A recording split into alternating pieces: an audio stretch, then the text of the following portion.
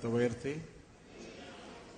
God's kingdom கடந்த 7 வாரங்கள் தேவனுடைய ராஜ்யத்தை குறித்து உங்களுக்கு வேத வசனத்திலிருந்து போதித்து வருகிறேன். அவருடைய அன்பின் குமாரனுடைய ராஜ்யத்துக்கு நாம் உட்படுத்தப்பட்டு இருக்கிறோம். பிசாசை துரத்துறபடியால் தேவ ராஜ்யம் உங்களுக்குள் வந்து இருக்கிறது. ஆகவே நீங்கள் ராஜ்யத்தின் புத்திரர் என்று வேதம் சொல்லுகிறது. வலது இடதுபுறம் பார்த்து நீங்க ராஜ்யத்தின் புத்திரர் அப்படின்னு சொல்லுங்க. நீங்க ராஜ்யத்தின் புத்திரர். ஓகே.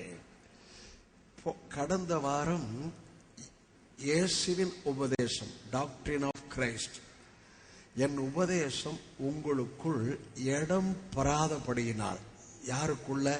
யூதர்களுக்குள்ள. இயேசுவை கொலை செய்ய வகை தேடினாங்க. அநேக வசனத்தை காமிச்சேன். அப்ப எவ்வளவா இயேசுவின் உபதேசம் நம்ம கேட்டு கேட்டு கேட்டு அது நம்முடைய ஆவியில கலக்குதோ அவ்வளவா தேவ ராஜ்யத்துல நீங்களும் நானும் பலவான்களாய் மாறுகிறோம். நல்லா கவனிக்கணும் ஒவ்வொரு வார்த்தை. எவ்வளவா இயேசுவின் உபதேசத்தை கேட்டு கேட்டு கேட்டு அந்த வசனம், அந்த சத்தியம் என் ஆவியில கலக்க நீங்களும் நானும் பலவான்களாய் மாறுகிறோம்.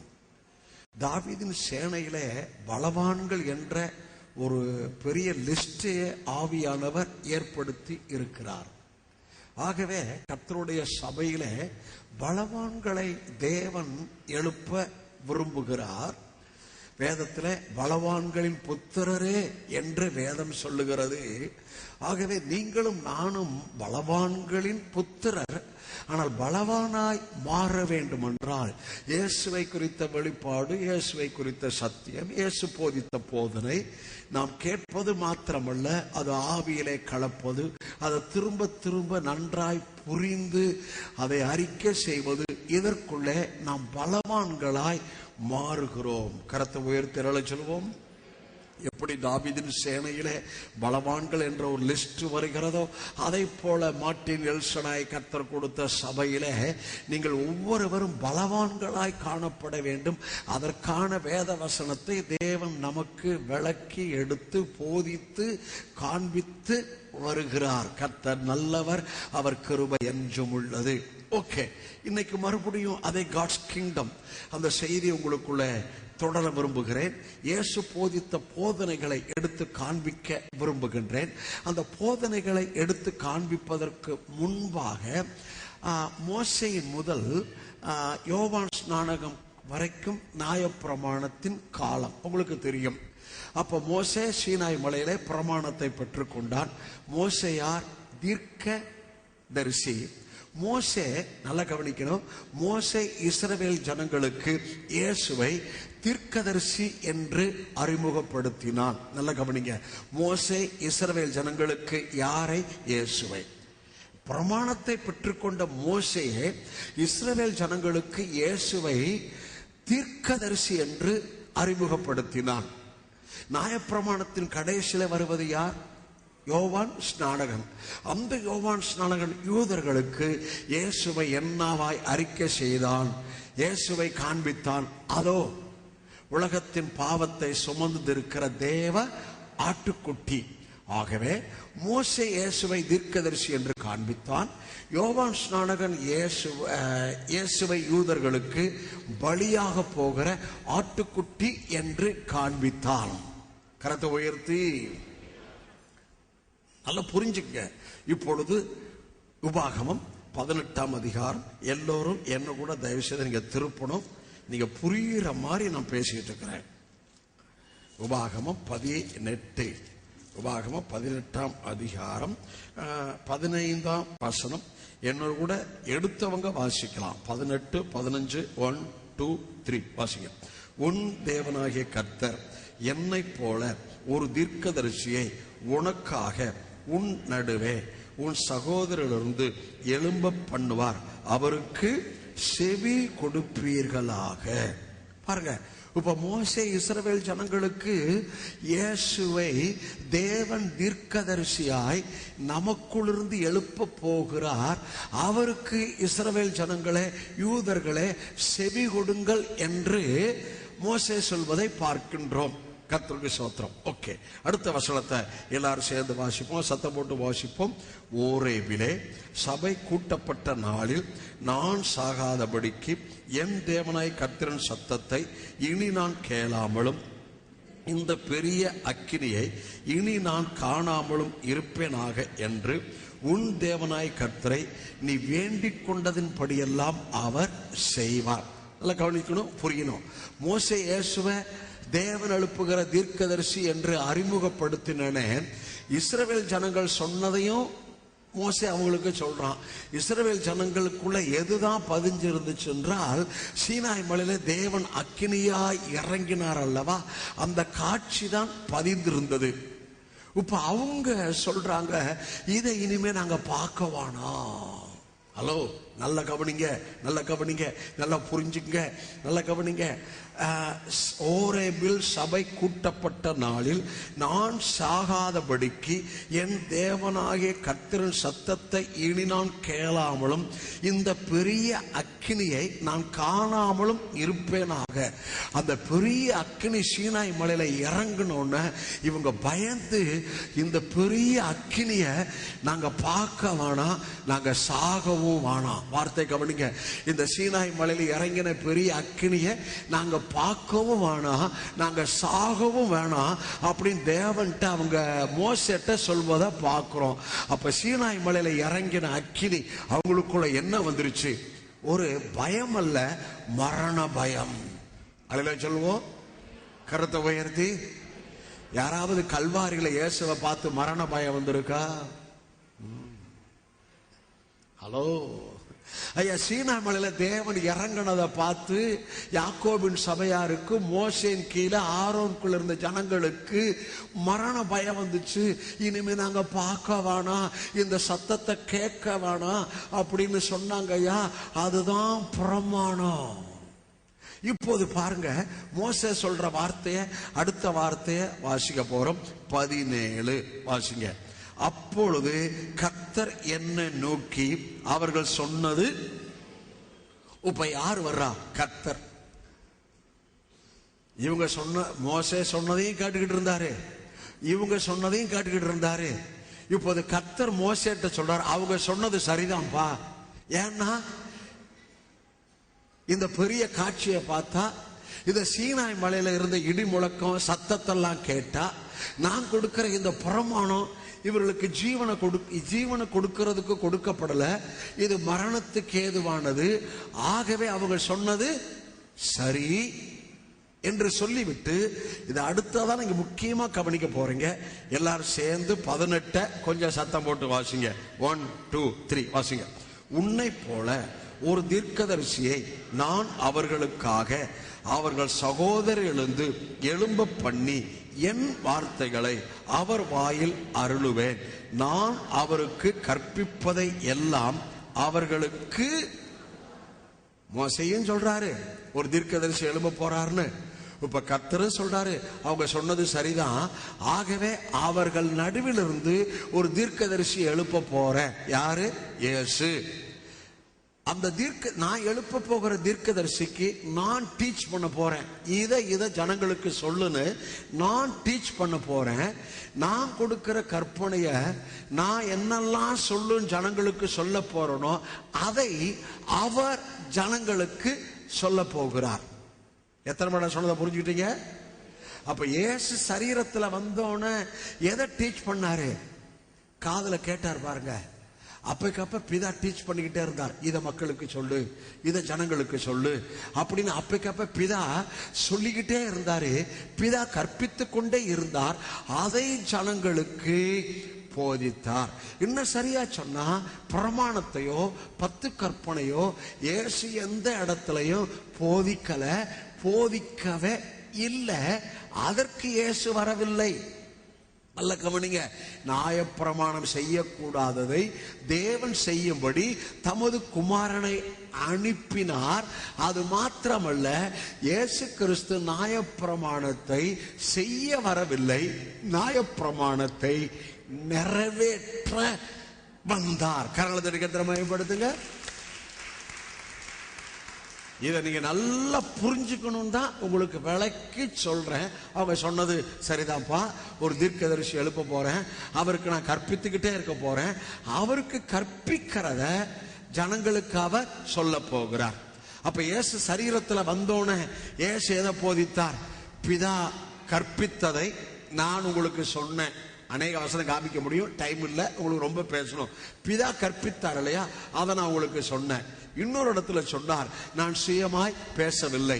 போன வாரம் ஒரு வசனத்தை காண்பித்தேன், என் உபதேசம் என்னுடையதாய் இராமல் என் பிதாவினுடையதாய் இருக்கிறது.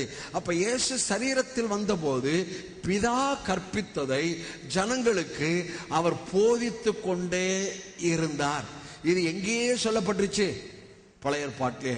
இது யாருக்கு சொல்லப்பட்டுச்சு? இஸ்ரவேல் ஜனங்களுக்கு சொல்லப்பட்டுச்சு. இஸ்ரவேல் ஜனங்களுக்கு நல்ல கவனிங்க, மோசே மாத்திரம் சொல்லல, தேவனும் மோசே சொன்னதை உறுதிப்படுத்தினார். எந்த ஒரு காரியமும் 2-3 சாட்சியினால் உறுதி பண்ணப்படும். அவர் தீர்க்கதரிசியாய் தேவன் எழும்ப போவதை மோசே சொன்னார். மோசே சொன்னதை தேவனும் ஆமென் என்று சொல்லி உறுதிப்படுத்தி, ஆமப்பா அந்த தீர்க்கதரிசிக்கு நான் கற்பிக்க போறத அவர் ஜனங்களுக்கு சொல்ல போறாரு, அதற்கு ஜனங்கள் செவி கொடுப்பார்களாக. இப்ப பாருங்க, அடுத்த வசனத்தை வாசிக்க போறோம். 19 எல்லாரும் சேர்ந்து வாசிப்போம். 1 2 3 வாசிங்க. என் நாமத்தினாலே இயேசு சொல்லும் என் வார்த்தைகளுக்கு செவி கொடாதவன் எவனோ அவனை நான், நல்லா கவனிக்கணும், என் நாமத்தினாலே இயேசு நான் சொல்ற வார்த்தையெல்லாம் சொல்ல போறாரு. அந்த வார்த்தைக்கு செவி கொடாதவன் எவனோ அவனை நான் விசாரிப்பேன். ரொம்ப முக்கியம், இது நல்லா புரிஞ்சுக்க. என் நாமத்துல நான் கொடுக்கிற வார்த்தை தான் அவர் சொல்ல போறாரு. அந்த வார்த்தைக்கு செவி கொடாதவன் எவனோ அவனை நான் விட்டுற மாட்டேன், விசாரிப்பேன். காலையில் தான் யோசித்த, அந்த வார்த்தைக்கு செவி கொடாதவனுக்கே நான் விசாரிப்பேன் சொல்றாரு. அப்ப இயேசு போதித்த போதனையை போதிக்காம பழசையே போதிச்சுட்டு இருக்கிறாங்களே, மோசே சொன்னதையே போதிச்சுட்டு இருக்கிறாங்களே, அவங்கள தேவன் விட்டுருவாரா? அவங்க கண்களை திறக்கிறதுக்காக நீங்களும் நானும் கண்டிப்பா ஜெபம் பண்ணணும். கண்கள் திறக்கப்படல, அவர்கள் மனது திறக்கப்படல, அவங்களுக்கு பிரகாசமான மனக்கண்கள் இல்ல. வார்த்தையை நல்லா புரிஞ்சுக்குங்க. அவர் வார்த்தைக்கு செவி கொடாதவனை எவன் அவனை நான், சத்தம் போட்டு சொல்லுங்க. அப்ப அவர் வார்த்தையை போதிக்காதவன, இயேசு போதித்ததை போதிக்காதவன, இயேசுவின் உபதேசத்தை மக்களுக்கு சொல்லாதவன ஆண்டவர் விசாரிக்காம விடுவாரு? என்னதான் போதிச்சுட்டு இருக்கிறாங்கய்யா, நீங்க தான் கேட்டுட்டு இருக்கீங்க. சில இடத்துல ஒருவேளை அங்கங்க போலாம், கேட்கறீங்க பாருங்க, அவங்கள விசாரிக்காம விடுவாரு? உங்க வீட்டுல டிவி வருதே, உடான்ஸ் விட்டுட்டு இருக்கிறாங்களே, பரலோகத்துக்கு போனேன், அங்க போனேன், எங்க போனேன், கர்த்தர் சொன்னார்னு உடான்ஸ் விட்டுட்டு இருக்கிறாங்களே, அதை ஏன் மக்கள் நம்பிக்கிட்டு இருக்கிறாங்களே? பாவம். யார் பாவம்? ஜனங்கள் பாவம். ஐயா, வார்த்தை தான் உங்களுக்கு போதிக்கிறேன். எத்தனை மணி சொன்னதை விளங்கி கேட்டுங்க? அல்லேலே சொல்லுங்க. அல்லேலூயா. என் உபதேசம் அவர்களுக்குள் இடம் பெறாதபடியால் என்னை கொலை செய்ய வகை தேடுகிறார்கள். அப்ப இயேசுவின் உபதேசம் நமக்குள்ள கலக்க கலக்க கலக்க, இயேசுவின் டீச்சிங் நமக்குள்ள கலக்க கலக்க கலக்க, we become as a strong man, strong woman. தேவ ராஜ்யத்தில் பலவான்களாய், பலவான்களின் புத்திரராய் நாம் இயேசுவின் சுவிசேஷத்தின் ஆசீர்வாதங்களை மக்களுக்கு கொண்டு வருகிறோம், தேசத்துக்கு கொண்டு வருகிறோம். அதிகாரங்கள் அசைக்கப்படுகிறது, வானத்தின் சத்துவங்கள் அசைக்கப்படுகிறது. அவர்களை கொண்டுதான் தேவன் தீர்மானித்த செயல்பாட்டை சுவிசேஷத்துக்குள்ளே மக்களுக்கு கொண்டு வர முடியும், ஜனங்களுக்கு கொண்டு வர முடியும், ராஜ்யத்துக்கு கொண்டு வர முடியும். கரத்தை உயர்த்தி ஓகே, மறுபடியும் உங்களுக்கு ரீகலெக்ட் பண்றேன். மோசே இஸ்ரவேல் ஜனங்கள் அல்லது யூதர்களுக்கு இயேசுவை என்னவா அறிமுகப்படுத்தினான்? தீர்க்கதரிசி. மோசே முதல் நியாயப்பிரமாணம் வரை என்ன காலம்? நியாயப்பிரமாணத்தின் காலம். யோவான் ஸ்நானகன் யார்? நியாயப்பிரமாணத்தின் முடிவு. இப்ப யோவான் ஸ்நானகன் இஸ்ரவேல் ஜனங்களுக்கு அல்லது யூதர்களுக்கு அவர் தீர்க்கதரிசியா சொன்னாரு. இவர் என்னவா காமிக்கிறாரு? இதோ உலகத்தின் பாவத்தை சுமந்திருக்கிற தேவ ஆட்டு குட்டி என்று. அதனுடைய அர்த்தம் என்ன?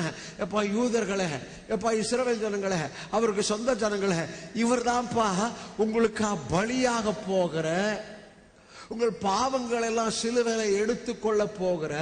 நியாயப்பிரமாணத்துல சாபம் இருந்துச்சே, அந்த சாபங்களை எல்லாம் நீங்க செய்ய முடியலையே, ஆகிய இந்த சாபங்களை எல்லாம் சிலுவையில எடுத்துக்கொள்ளப்பட போகிற பலி அல்லது பலியாகிற சர்வலோகத்தின் பாவத்தை சுமந்து இருக்கிற தேவ ஆட்டுக்குட்டி என்று இயேசுவுக்கு காண்பித்தார். கரத்தை உயர்த்தி. இஸ்ரவேல் ஜனங்கள் அல்லது யூதர்கள் இயேசுவை தீர்க்கதரிசியாகவும் ஏற்றுக்கொள்ளவில்லை, பலியானவராகவும் ஏற்றுக்கொள்ளவில்லை. ஆமென். முதல்ல கவனிங்க, கேட்டார்கள். இன்னும் இயேசு மாம்சத்தில் வெளிப்படல. யோவான் ஸ்நானகாலத்தில் இயேசு மாம்சத்தில் வெளிப்பட்டு சரீரத்தில் வந்துட்டாரு. பார்த்தார்கள். எத்தனை பேர் புரிஞ்சுட்டீங்க? மோசே சொன்னதை கேட்டார்கள். என்னவாய் கேட்டார்கள்? இவர் தான் தீர்க்கதரிசி, இவருக்கு செவி விடுங்க. யோவான் ஸ்நானகன் நேரடியா காமிச்சான். கண்களால் பார்த்தார்கள், கேட்டார்கள், பார்த்தார்கள், ஆனாலும் விசுவாசிக்கல. அதனாலதான் ஏசாயா 53 எங்கள் மூலமாய் கேள்விப்பட்டதை விசுவாசித்தவன் யார்? கர்த்தருடைய புயம் யாருக்கு வெளிப்பட்டதையா? ஐயா, இந்த நியாயப்பிரமாணத்துக்காரர்களுக்கு ஒரு வசனம் முக்கியமா காமிக்கிறேன். எல்லாரும் எடுங்க. கலாத்தியர், தயவு செய்து கலாத்தியர் 3 நினைக்கிறேன். கலாத்தியர் 3 தயவு செய்து எடுக்கணும். வாயை திறந்து எல்லாரும் வாசிக்க போறோம்.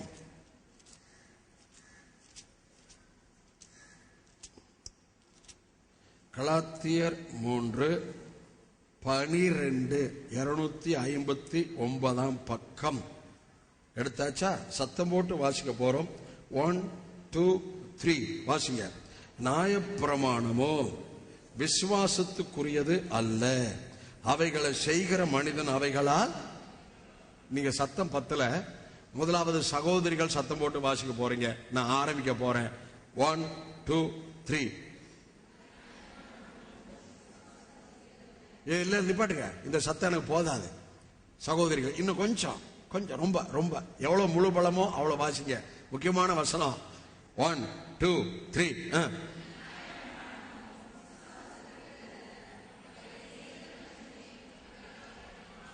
நம்மளாம் வாசிப்போமே.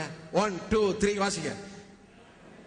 ஐயோ, என்னங்க நீங்க எவ்வளவு சத்தம் கம்மியா சத்தம் போட்டு வாசிங்க. என்னாச்சு? அமைக்க போச்சு. நான் விடவே மாட்டேன். நீங்க சத்தம் போட்டு வாசிக்கிற வரைக்கும் விடவே மாட்டேன். 1 கலாத்தியர் 3:13 259 பக்கம். பிரதர்ஸ் 1 2 3 சத்தம் போட்டு.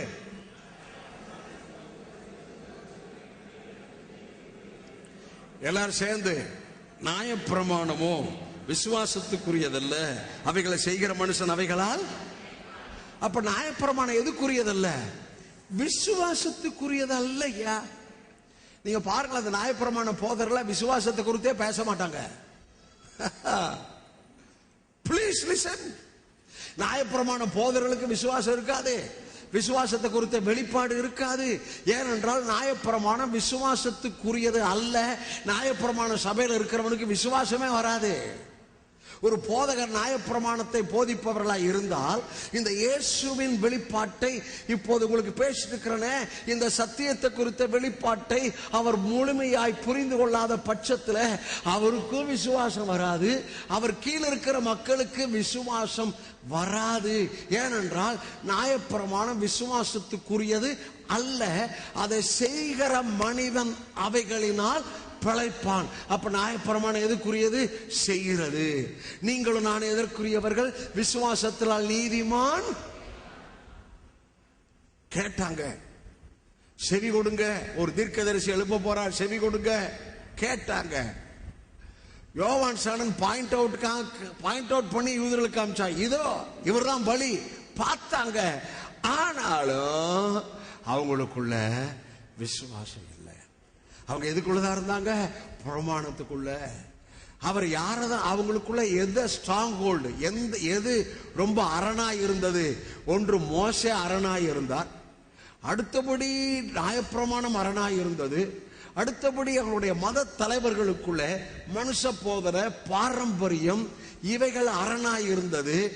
ஆகவே கர்த்தருக்கு ஸ்தோத்திரம், அவர்களை இயேசு என்ன செய்வேன்னாரு? யாரோ ஒருத்தர் சத்தம் போட்டு சொன்னாங்க, அவளை என்ன பண்ணுவேன்? விசாரிப்பேன், விசாரிப்பேன், விசாரிப்பேன். அவர்களையே செய்யாதவனே இப்ப விசாரித்தா, ஏன்பா ஊழியக்காரனை ஏறத்தால் கழுவப்பட்டு நீ நாசம் எடுத்து கிறிஸ்துவின் சரீரமாக சபையில உன்ன ஊழியக்காரனா வச்சா, இன்னும் என்ன பிரசங்கம் பண்ணாம எதையோ பிரசங்கம் பண்ணி, அதை பண்ணணும், இதை பண்ணணும், அப்படி இருக்கணும், இப்படி இருக்கணும், அதை வறுக்கணும், இதை வறுக்கணும், உலகத்தை விடணும், ஒழுங்கா இருக்கணும், இப்படின்னு சொல்லி மக்களை பயமுறுத்தியே இருக்கிறேன்னு சொல்லி அவங்களை விசாரிக்காம விடுவாரா? கிருபை. நம்ம சபையா, ஆண்டவரை கண்கள்லாம் திறங்கய்யா. அது உங்க ஜெபம், என் ஜெபம். இத படிச்சு பார்த்தோன்னு, அப்பா என்ன இவ்வளவு போட்டிருக்கிறார, இந்த வார்த்தையெல்லாம் ஊழியக்காரனுக்கு நான் எடுத்து காமிச்சுட்டு இருக்கிறேன். இன்னும் கண்ணு திறக்கப்படல. இன்னும் உள்ள ரொம்ப ஸ்ட்ராங் அரண், பிரமாணம் மாறி, பாரம்பரியம் மாறி, மனுஷ போதனை மாறி, ஒரு பெரிய அரண் இல்ல. ஹல்லேலூயா. சரி, இப்ப யூதர்களை காமிச்சேன். இப்ப உங்களை என்னையும் பவுல் பேதுரு காமிக்கிற ஒரு வசனத்தை எல்லாரும் வாசிக்க போறோம். 1 பேதுரு 1ஆம் அதிகாரம். எல்லாரும் தயவு செய்து திருப்பணும்.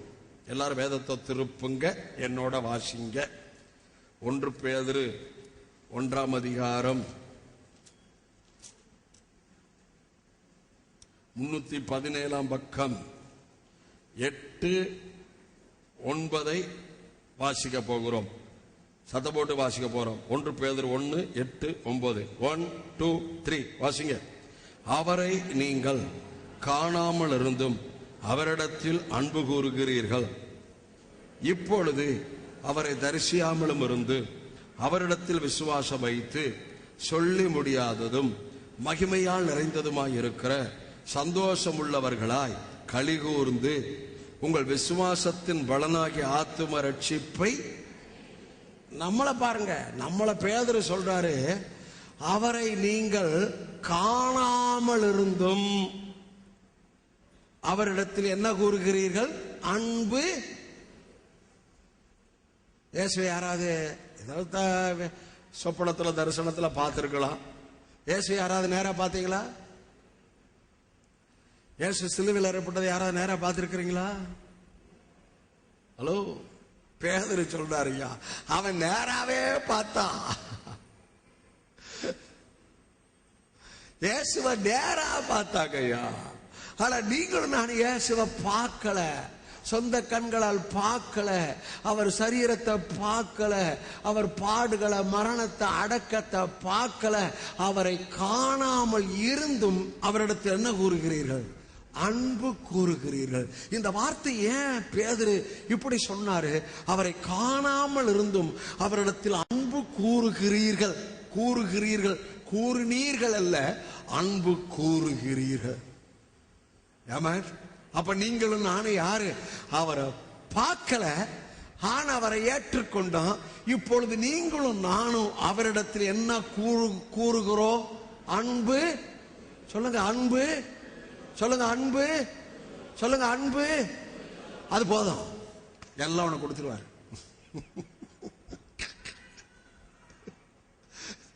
ஏன் பேதுரு இதை சொன்னாரு? பேதுருட்ட கேட்டாரு, எப்பா என்னிடத்தில் அன்பு கூறுகிறாயா? என்னிடத்தில் என்னிடத்தில் அன்பு கூறுகிறாயா? அப்ப பேதுருவுக்கு ஒண்ணு தெரிஞ்சு போச்சு. பிதாவோ இயேசுவோ அவருடைய பிள்ளைகள்கிட்ட, அவருடைய ஜனங்களிடத்துல எதிர்பார்க்கிற ஒண்ணே ஒன்று, என்னுடைய மகன் என்னுடைய மகள் என்னிடத்தில் அன்பு கூர்ந்து கொண்டே இருக்க வேண்டும். பிலிப் கொஞ்சம் கீபோர்டு போடுங்க. Philip keyboard. நீங்களும் நானும் என்ன கூறுறோம்? அன்பு கூறுகிறோம். அவ்வளவுதாங்க. பிரமாணமே நிறைவேறி போச்சு. அன்பு நியாய பிரமாணத்தின் நிறைவேறுதலாய் இருக்கிறது. நீங்களும் நானும் அவரை காணாமல் இருந்தும் அவரிடத்தில் அன்பு கூறுகிறீர்கள். அவரிடத்தில் ஐயா நீங்க எப்படி அன்பு கூறுவீங்க? ஐயா எப்படி அன்பு கூறுவீங்க? மனைவி இடத்துல எப்படி அன்பு கூறுவீங்க? வார்த்தைய பேசி, இல்ல தொட்டு, இல்ல தடவி கொடுத்து, வார்த்தையை பேசி தொட்டு தடவி கொடுத்து அன்பு கூறுறோம். பிள்ளைகள்கிட்ட எப்படி அன்பு கூறுகிறோம்? முத்தம் கொடுத்து அன்பு கூறுகிறோம். அதனாலதான் இந்த முத்தமே அன்புக்கு ஓமாக சொல்லப்பட்டு இருக்கிறது. அப்ப நீங்களும் நானும் பார்க்கல, அவரிடத்தில் அன்பு கூறுகிறீர்கள். ஐயா டெய்லி வேற ஒண்ணுமே வேணாயா, டாடி உண்மை நேசிக்கிறேன், உம்மிடத்தில் அன்பு கூறுறேன், உம்மிடத்தில் அன்பு கூறுறேன், உம்மிடத்தில் அன்பு கூறுறேன் அப்படின்னு நீங்க இதை சொல்லிக்கிட்டே இருந்தா போதியா, உங்களுக்கு தேவனிடத்துல இருந்து ஒரு பலனும் ஒரு கிருபையும் ஒரு சத்துவமும் உங்களுக்கு வந்து கொண்டே இருக்கும். வலதுபுறம் இடதுபுறம் பார்த்து அவரிடத்தில் நீங்கள் அன்பு கூறுகிறீர்கள். அன்பு கூறுவே இன்னும் அதிகமா ஆராதிப்பே இன்னும் மார்வம். அன்பு கூறுவே இன்னும் அதிகமா ஆராதிப்பே இன்னும் மார்வமா. முழு உலகத்தோடு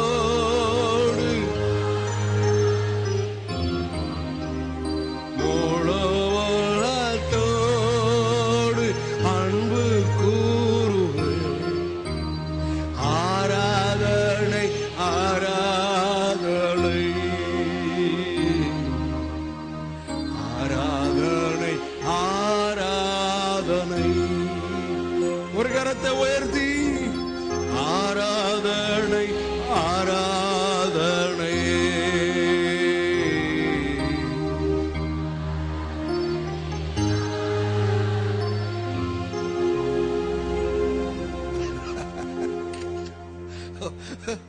ஒரு வாலிபன் வந்தார். அவரு நித்திய ஜீவனை சுதந்திரிக்க என்ன செய்யணும்? உன் தேவனாய கர்த்தரிடத்தில் முழு பலத்தோட முழு சிந்தையோட முழு ஆத்துமோட அன்பு கூறுவாயாக. உன்னிடத்தில் அன்பு கூறுவதால் பிறரிடத்தில் அன்பு கூறுவாயாக. ஆமென். ஹல்லேலூயா. இன்னொருத்தருக்கு சொன்னார், கற்பனையை கைக்கொள். சிறு வயது முதல் கற்பனையை கைக்கொள்றேன். அப்ப அவனை பார்த்து சொன்னார், உன்னிடத்தில் இன்னும் ஒரு குறை உண்டு. உனக்கு நித்திய ஜீவன் வேணும்னா உனக்கு உண்டானது எல்லாம் விற்று தரித்திரருக்கு கொடுத்துரு, பின்னால வாழ்னாரு. அதோட போயிட்டான். இன்னைக்கு சில பேர் அன்பு கூறுகிறேன்னு வாங்க, ஆனா ஆண்டவர் கேட்டுட்டா அதை கொடுப்பா இதை கொடுப்பான்னா ஏப்பா இதை எப்படி நான் கொடுக்கறது? அன்பு கூறுகிறது செயல்ல. ஆபிரகாம் தன் குமாரனை ஏக சுதனை ஏக குமாரனை கேட்ட போது ஹல்லேலூயா, கொடுத்தாயா, கொடுத்ததை பெற்றாயா, இன்னைக்கு வரைக்கும் பெற்றுக்கொண்டு இருக்கிறாயா? தேவ பிள்ளைகளே, உங்கள் அன்பு செயலிலே காணப்பட வேண்டும், விசுவாசத்திலே காணப்பட வேண்டும். ஓகே, அந்த வசனம் மறுபடியும் வாசிக்க போறோம். நீங்கள் அவரை காணாமல் இருந்தும் அவரிடத்தில் அன்பு கூறுகிறீர்கள். 8ஆம் வசனத்தை மறுபடியும் வாசிப்போம். 1 2 3 வாசிங்க. அவரை நீங்கள் காணாமல் இருந்தும் அவரிடத்தில் அன்பு கூறுகிறீர்கள். இப்பொழுது அவரை தரிசியாமலும் இருந்து அவரிடத்தில் என்ன வைத்து? இப்ப நீங்கள் நான் இயேசு விட்டு என்ன வச்சிருக்கிறோம்?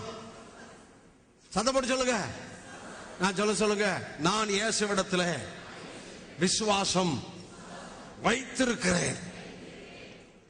ஐயா, எந்தெந்த காரியத்துல எதிர்பார்ப்பு இருக்கு? வேற ஒண்ணும் வேணாம். உங்க விசுவாசத்தை அதில் அப்படியே வச்சிருங்க. உங்க விசுவாசத்தை அப்படியே அதுல வைத்திருங்க. நீங்கள் அவரை காணாமல் இருந்து அவரிடத்தில் அன்பு கூர்ந்து அவரை தரிசியாமல் இருந்து அவரிடத்தில் என்ன வைத்து? விசுவாசம் வைத்து. விசுவாசத்துலதான் நீங்க ஆசீர்வாதத்தை பெற முடியும். ஜெபத்தை நான் குறைவா பேசல. இயேசுட்ட தேவைகளுக்கு மக்கள் வந்த போது ஒன்னே ஒண்ணு விசுவாசிக்கிறாயா அப்படின்னு தான் கேட்டாரே தவிர, முகம் ஒரு பிரகாசமா இல்ல, நீ சரியா ஜெபிக்காத மாதிரி தெரியுது, அதனால போய் கொஞ்சம் ஜெபம் பண்ணிட்டு நல்லா உன்னை பரிசுத்தப்படுத்திட்டு கொஞ்சம் உபவாசம் இருந்து தாழ்த்தி ஜெபம் பண்ணிட்டு என்கிட்ட வாணி யார்ட்டையும்